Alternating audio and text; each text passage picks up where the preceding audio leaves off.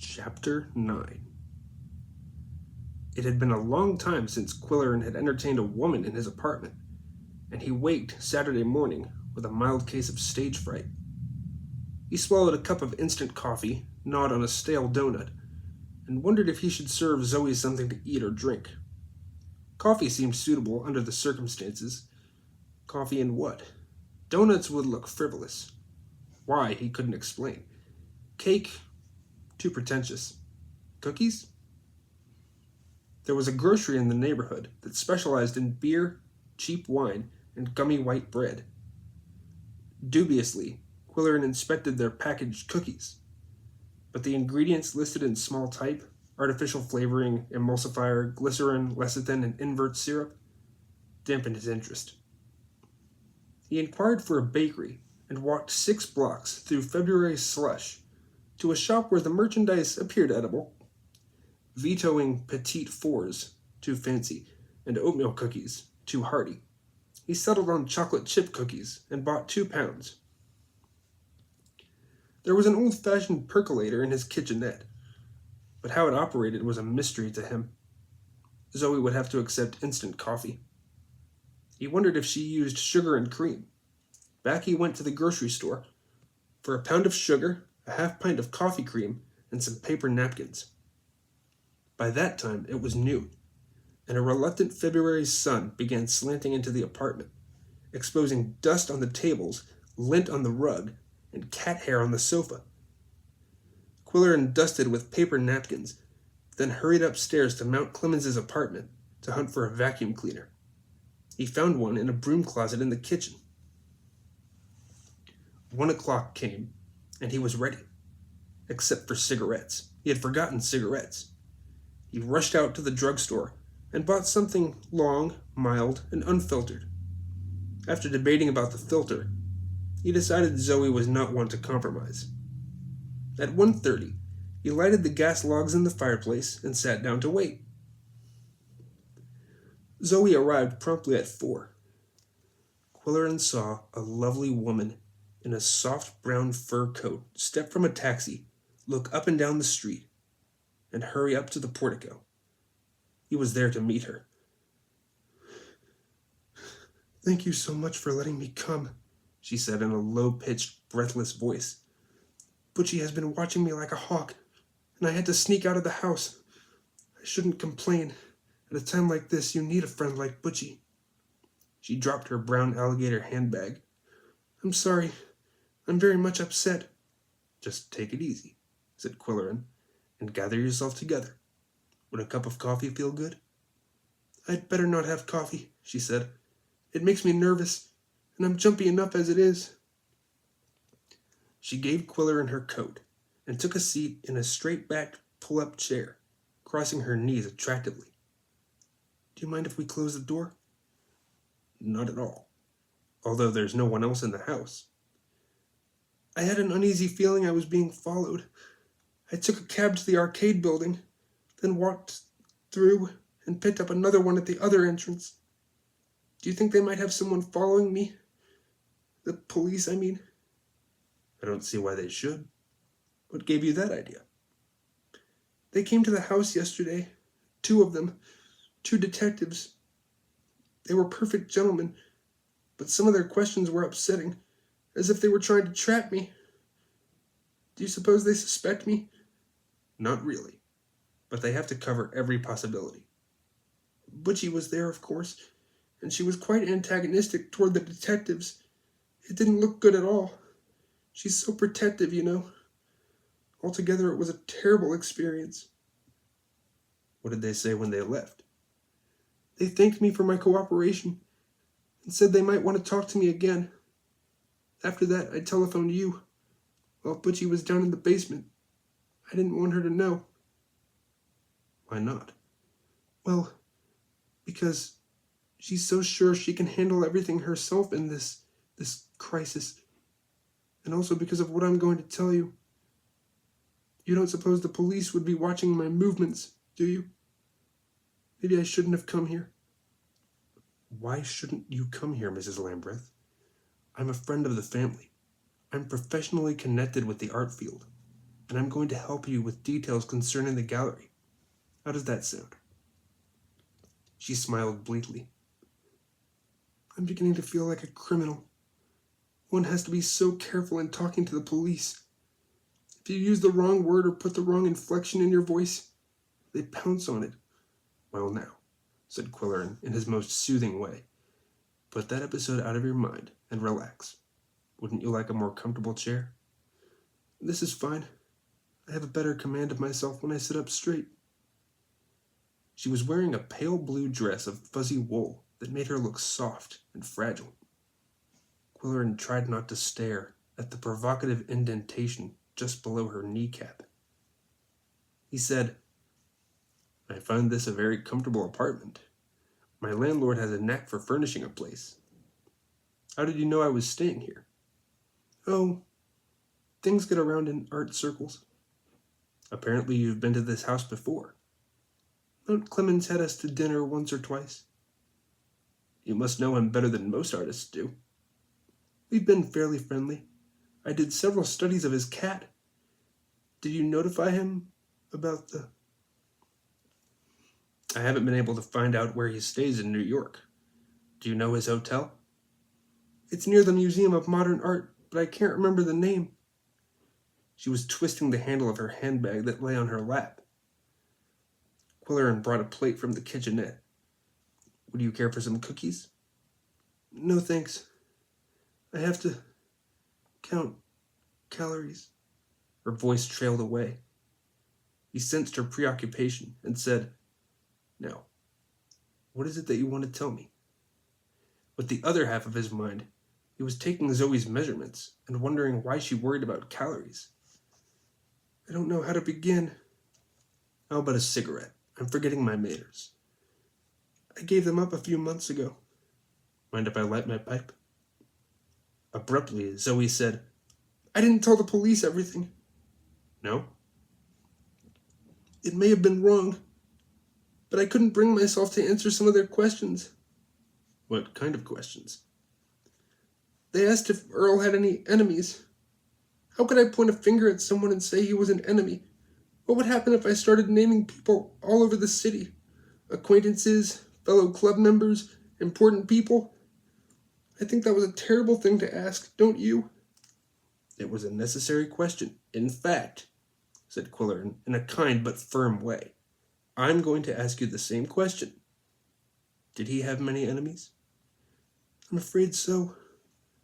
A lot of people disliked him. Mr. Quillerin, it's all right to talk confidentially to you, isn't it? I must confide in someone. I'm sure you're not one of those sneaky reporters who would—" "Those characters are only in the movies," he assured her. His attitude was all sympathy and interest. Zoe sighed heavily and began.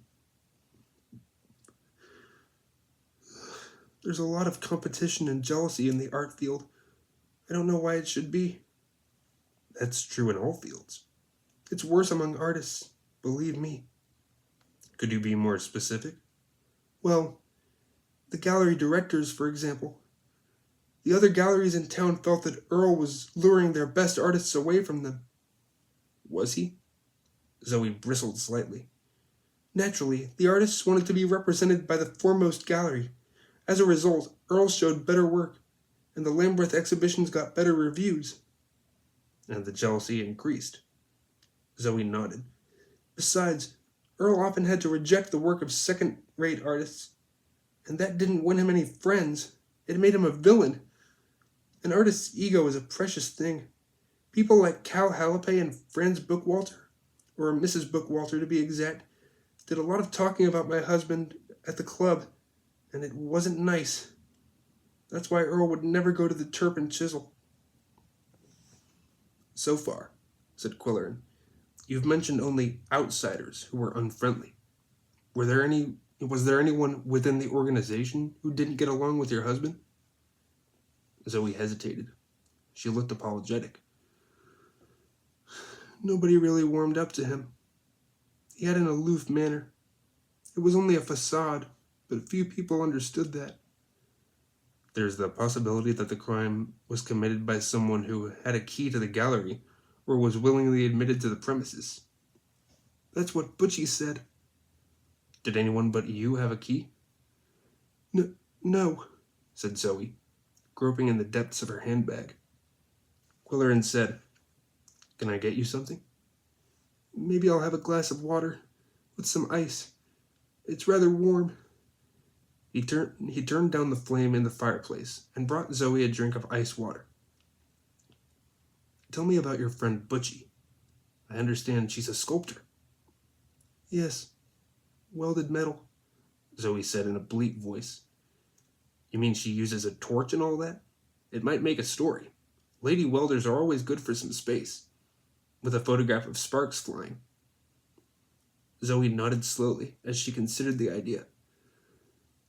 Yes, I wish you would write something about Butchie. It would do her a lot of good, psychologically. Not long ago, she lost a $50,000 commission, and it was a damaging setback. You see, she teaches at Penniman School, and the commission would have enhanced her prestige. How did she lose out? Butchie was being considered to do the outdoor sculpture for a new shopping center. Then suddenly, the commission was awarded to Ben Riggs, who shows at the Lambeth Gallery. Was the switch justified? Oh yes, Riggs is a much better artist. He works in clay and casts in bronze, but it was a blow to Butchie. I'd like to do something to help her. Would you write her up for the paper? She's a good friend of yours? Quillerin was comparing the soft, attractive Zoe with the mannish character who had been guarding her on the night of the murder. Yes and no. We grew up together and went to art school at the same time, and Butchie was my best friend when we were both at the tomboy age. But Butchie never outgrew that stage. She was always big and husky for a girl, and she bluffed it off by acting boyish. I feel sorry for Butchie. We don't have much in common anymore, except old times. How did she happen to be at your house Wednesday night? She was the only one I could think to call. After finding Earl and notifying the police, I was in a daze. I didn't know what to do. I needed someone, and so I called Butchie. She came right away and drove me home, and said she'd stay with me for a few days. Now I can't get rid of her. How come? She enjoys being my protector. She needs to feel needed. But she doesn't have many friends, and she has an annoying way of clutching at the few she has. What did your husband think of her? He didn't like her at all. Earl wanted me to drop Butchie, but it's hard to break off with someone you've known all your life, especially when your paths are crossing all the time. I don't know why I'm telling you these personal details. I must be boring you. Not at all. I needed to talk to someone who's disinterested and sympathetic. You're very easy to talk to. Is that typical of newspaper men? We're good listeners. I feel much better now, thanks to you. Zoe leaned back in her chair and was silent, and a tenderness crept into her face. Quillerin smoothed his mustache with the stem of his pipe and beamed inwardly. He said, I'm glad I could. Are you looking for material for your column? Zoe interrupted, the radiance of her expression seeming inappropriate for the question. Of course. I'd like to tell you about Nino. She pronounced the name 9-0. Who's Nino? Said Quillerin, camouflaging a mild disappointment with a brisk tone. He's a thingist. Some people call him a junk sculptor. He makes meaningful constructions out of junk and calls them things. I saw them at the gallery. One was a piece of sewer pipe stuck with bicycle spokes. Zoe gave him a luminous smile. That's thing number 17. Isn't it eloquent? It affirms life while repudiating the pseudo-world around us. Weren't you gripped by its rebellious tensions? To tell you the truth, no, said Quillerin, a trifle peevishly. It looked like a piece of sewer pipe and some bicycle spokes. Zoe gave him a sweet look, in which reproach mingled with pity.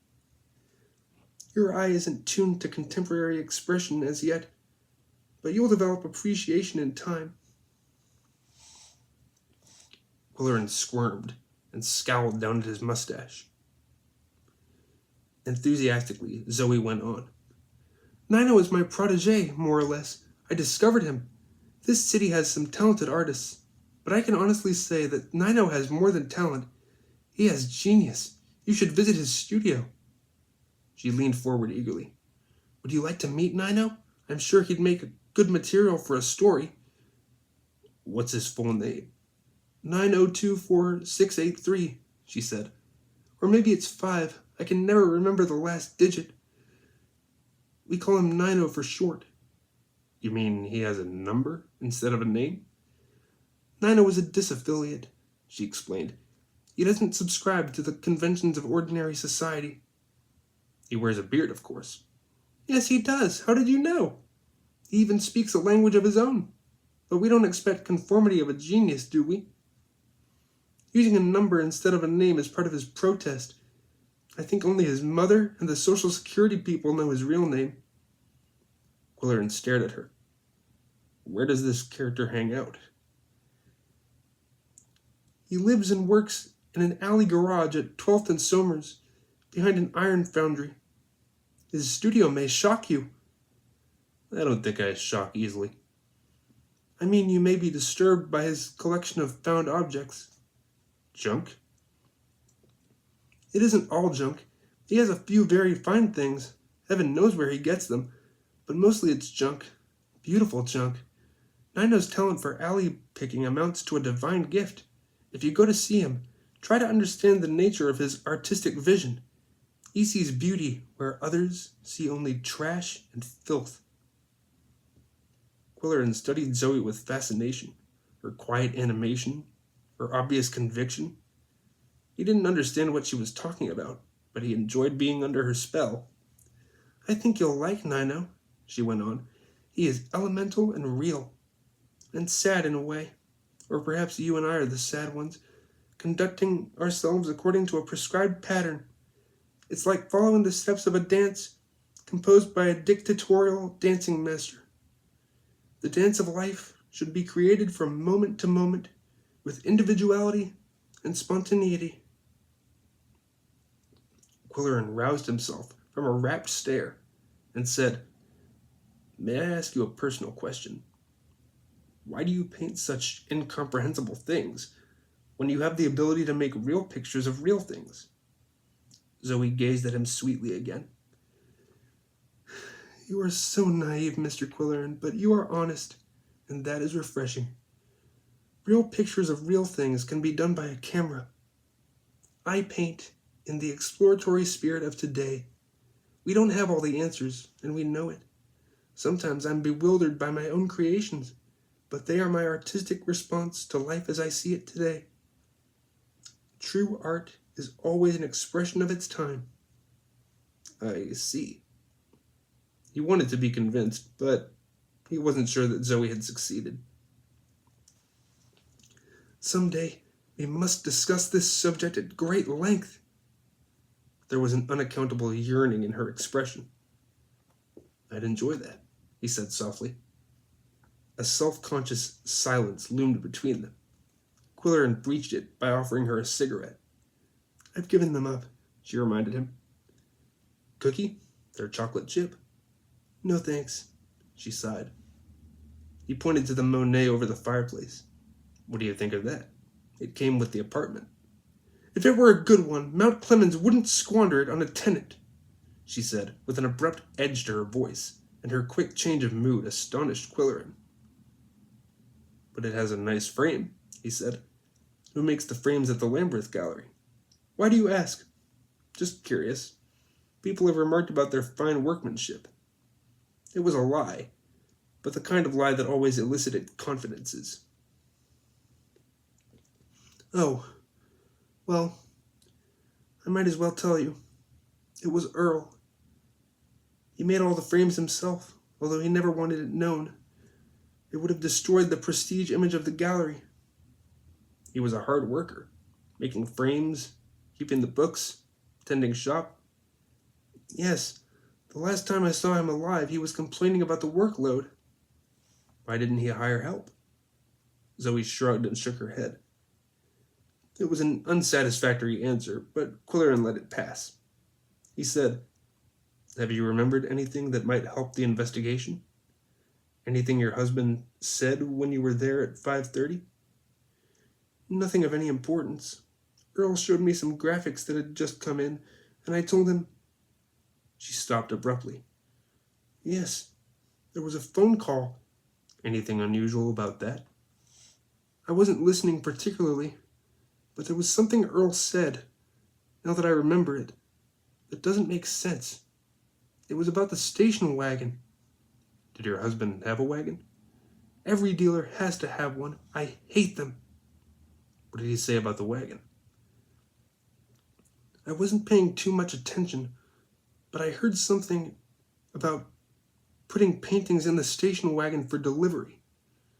Earl said the wagon was in the alley. In fact, he repeated it rather emphatically. That's why it comes to mind. I didn't think of it at the time, but now it seems strange."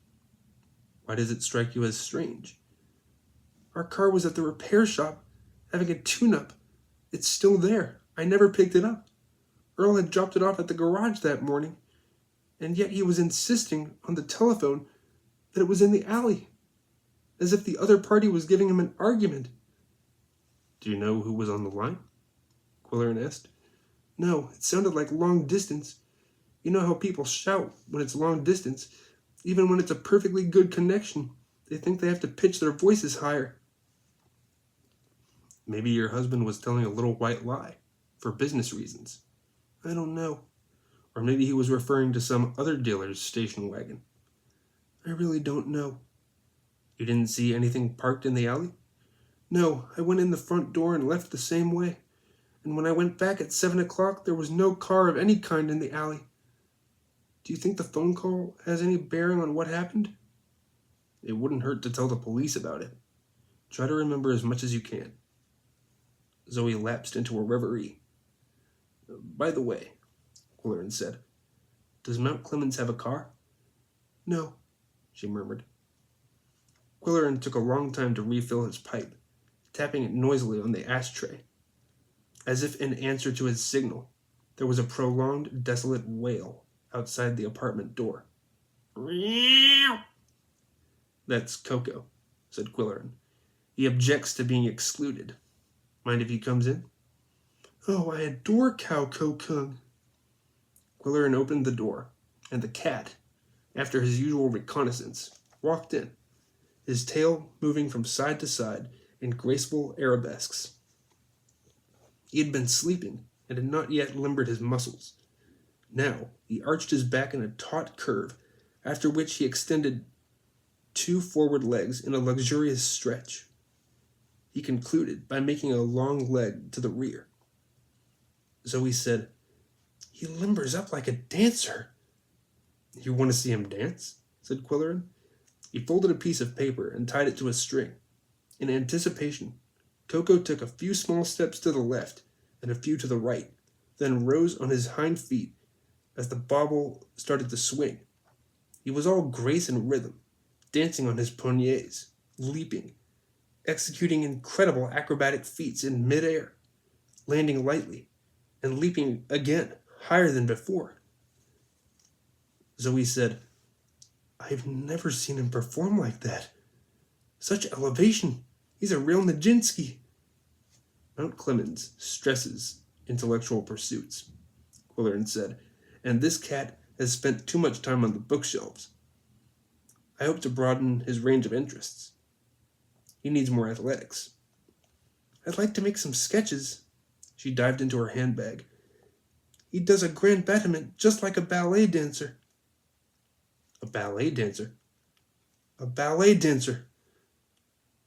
The words brought a picture to Quillerin's mind.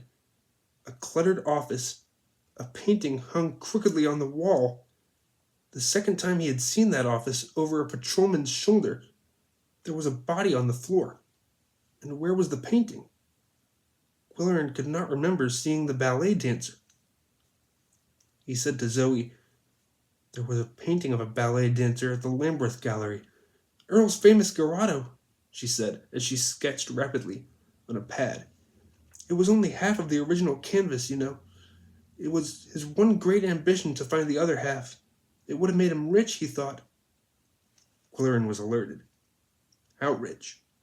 If the two halves were joined and properly restored, the painting would probably be worth $150,000. The newsman blew astonishment through his mustache. There's a monkey on the other half, she said.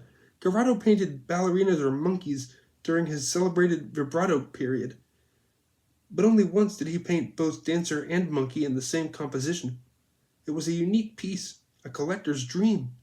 After the war, it was shipped to a New York dealer and damaged in transit, ripped down the middle. Because of the way the picture was composed, the importer was able to frame the two halves and sell them separately. Earl bought the half with the dancer and hoped to trace the half with the monkey. Quillerin said, Do you suppose the owner of the monkey has been trying to trace the ballet dancer? Could be. Earl's half is the valuable one. It has the artist's signature. As she talked, her pencil skimmed over the paper, and her glance darted between sketchpad and performing cat. Did many people know about the Garotto? Oh, it was quite a conversation piece. Several people wanted to buy the ballerina, just on speculation. Earl could have sold it and made a nice little profit, but he was holding out for his dream of $150,000. He never gave up hope of finding the monkey. Quillerin proceeded circumspectly. Did you see the ballerina on the night of the crime? Zoe laid down her pencil and pad. I'm afraid I didn't see much of anything that night. I was there, snooping around, Quillerin said, and I'm pretty sure the painting was gone. Gone? It had been hanging over the desk on my previous visit, and now I remember, the night the police were there, that wall was vacant.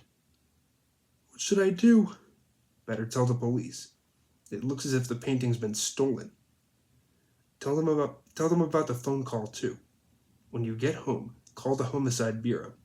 Do you remember the detectives' names? Hames and Wojcik. Zoe clapped both hands to her face in dismay.